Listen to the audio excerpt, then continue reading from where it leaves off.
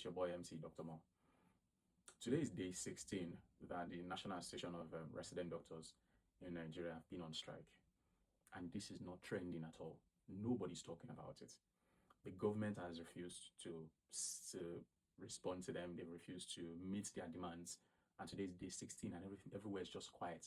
And everyone is just going about their businesses. We are talking about other things, very relevant things are trending all over. And this is not trending.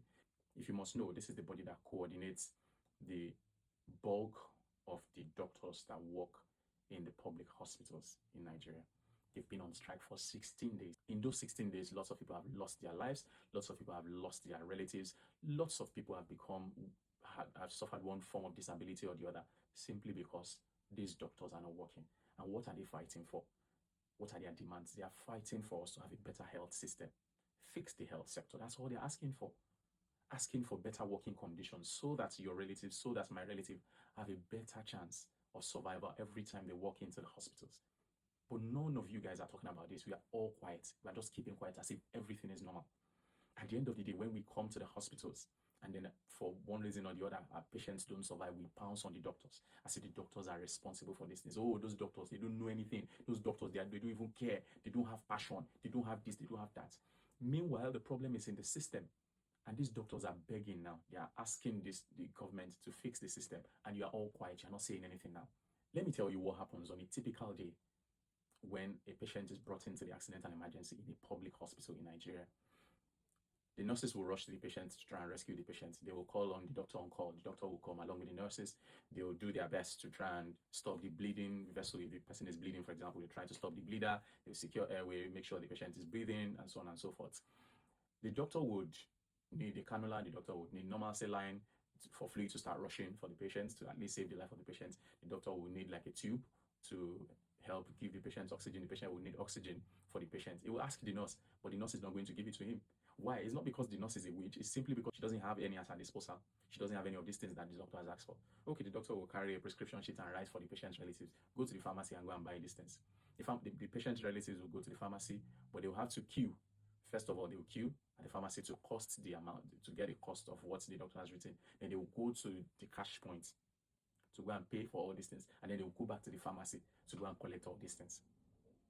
And of course, there's going to be a queue at the pharmacy because the pharmacy is not just there for one relative. They are there for all the patients in the hospital. And there's a long queue. And many of them also have emergencies, one form of emergency or the other. So the patient relative has to queue. So while the doctor is waiting for the relative to come back, he goes into the accident and emergency to borrow cannula, to borrow normal saline from other patients and other people in the accident and emergency, just to set a line for the patients, just to start giving the fluids. The house officer will escort another relative to the blood bank to go and beg and cut through the line just to beg the technician that is at the blood bank to get blood.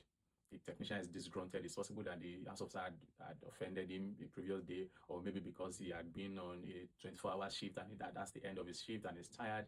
For one reason or the other, the lab technician is also disgruntled, and then the house officer has to beg and sign before he gets the blood.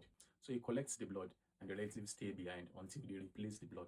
And that's if they are lucky, because there are lots of time O negative blood is not just lying there in the blood bank waiting for somebody to come and use it. It's a very rare type of blood, and a lot of times it will not be readily available. And this is the one that you can easily give to a patient without doing the necessary tests to see if the blood might, because that would usually work for everybody. So that's if they are lucky to find that kind of blood on ground. Let's say they are lucky and the intern is able to get the blood at this point, and it runs the 500 steps back to the accident and emergency. And then when it gets to the accident and emergency, the doctor that is at the A&E has managed to secure a line, has managed to give IV fluid that he borrowed from somebody else. At this point, let's say he's lucky, the oxygen cylinder is working, or there's one available, or the oxygen tank is working, let's say just by sheer luck. So they're lucky, the oxygen tank is working, or the fluid is going, the patient is alive, thank God. Just know that this is luck. It's a miracle, because all this begging for this and begging for that, a lot of times it will not go as planned, and a lot of times they will not find all these things I've talked about. But let's say they manage to find all these things and the patient is alive, thank God. Now, the doctor has to write a consult to the surgeon that would come and manage the patient. Let's say it's a head injury, for example. They write to a consult to the neurosurgery team, and then the house officer takes the consult again and runs to meet the neurosurgery team. And they're still on their feet for hours. They have been doing their ward round since morning, and it's 4 p.m. and and they still have loads of patients to see. And then the associate say, oh, this is a head injury. You have to come now. The registrar in neurosurgery units collects the consults, but it looks around. They've been on their feet since 9 a.m. It's 4 p.m. now. They're still doing their ward round. Why? They've got a very full ward. The ward is full to its capacity, and they have other critical patients they need to go and see in ICU. They need to go and see this one, and they still have a brain surgery to do for another patient. So the registrar says, yes, I've collected the consults. I've received the consults, but I'm sorry, there's no way to share ourselves into multiple parts, so we cannot come and see your patient. And then maybe the consultant makes the call and say, well, let's go and see that patient. Okay, it's a head injury. They have just brought him in, so let's go and see that one. Okay, they go to see that patient by miracle. Let's hope that they're lucky. They go to see that patient. They see that patient. Oh, the consultant examines the patient. Oh, it's a blood collection, say in the brain. Oh, this patient needs urgent surgery, a borehole surgery to remove the blood from the brain. So they have to bore a hole in the skull to drain the blood. But first, they need to do a CT scan to localize where the blood is exactly before they can proceed to do the surgery. So the patient needs a CT scan to see where exactly where the blood is, so that they know where to drill. But that's the problem. The CT scan machine has been overworked. It's the only one they have in the hospital, and there's a long list of people waiting to do CT scans. It could break down any moment from now. Let's say, for example, your neighbor's brother knows the wife of the CMD of the hospital, and somehow she's able to make calls, and then they get you to the front of the queue, and you're able to do your CT scan again by sheer miracle after waiting for just 1 hour. And they do the CT scan, fine. They now know exactly where the blood is, and they are prepared for surgery. But they have to write a consult to the anesthetist, who is going to review the patient, who is going to put the patient to sleep before they go ahead and do the surgery.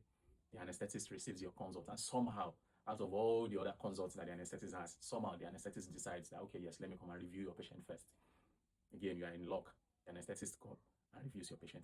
And let's say by now, the relative that is at the blood bank has come back, and they finally donated blood, and everything is ready, and everything is working fine on that day. Very lucky guy. Now, you have to book to do the operation in the theater. The theater has maybe just 4 operating rooms, and in any way, there are only 3 scrub teams that can go in to scrub into the operating room. So only 3 of those rooms will work, because there are only 3 teams that can scrub in.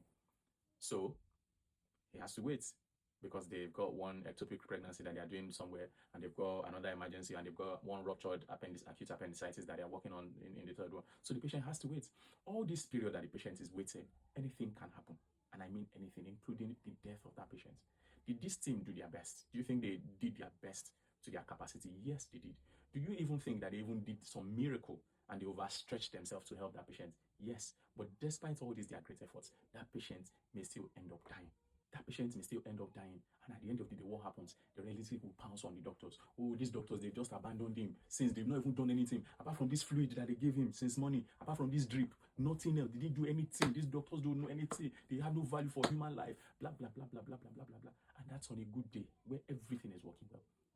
So like we all keep saying, the healthcare workers, they are victims of the Nigerian healthcare system. They're also victims. They're also suffering exactly what you're suffering. They don't wish for your patients to die. They are overstretched, they are overworked and underpaid. There are lots of healthcare workers that lose their life serving the system. You heard the case of Dr. Femi Atiba that died recently after he's been on call back to back for several days without any respite. And he overworked himself until he gave up the ghost. This is what happens in the Nigerian healthcare system. So this is what these doctors are asking and demanding that the government do, fix the healthcare system. Yet nobody is talking about it. Here in the UK, I want to see a patient. I don't even have to bother about anything. Do we even have working ambulances? A patient calls 999 and the ambulance drives to pick up the patient within minutes, depending on what emergency that the patient has called for. And they start attending to the patient from their home. They start delivering life-saving procedures from their home.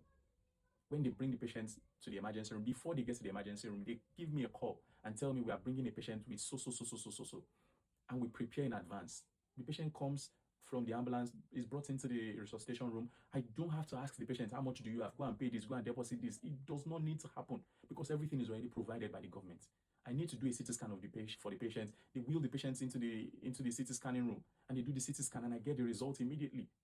I see what is happening. I need to do an intervention for the patient. We do it right there and then. We don't need to ask for, I don't care whether the patient is a farmer or the patient is a welder or the patient is a cattle rearer. I don't care. Because everything is provided by the government. And I know that we may not be able to fix everything in a day, but these doctors are just asking for the basics. Just make our hospitals working again. We don't want to have leaky roofs. Make CT scanner available. Make this available. Make that available. Basic things. That's all we ask for. Attend to the welfare of the workers. At the end of the day, you guys will come around and say, oh, these doctors, they don't have passion, they don't have this. And we say that they are jackpot. Why would they not jackpot? How will somebody have an option where they take care of him and the system is working and it's easy for him to do his job, and the person will not wish to go there beyond even the money now? Majority of Nigerian doctors and healthcare workers generally, it's as if they are working with their hands tied at the back. They are working blindfolded in a dark room. And the fact that they are still saving lives in that system is a miracle on its own. Ladies and gentlemen, please join your voice and support the fight that the National Association of Resident Doctors are fighting to improve the healthcare system in Nigeria. My name is Dr. Mo. Follow me for more educative content.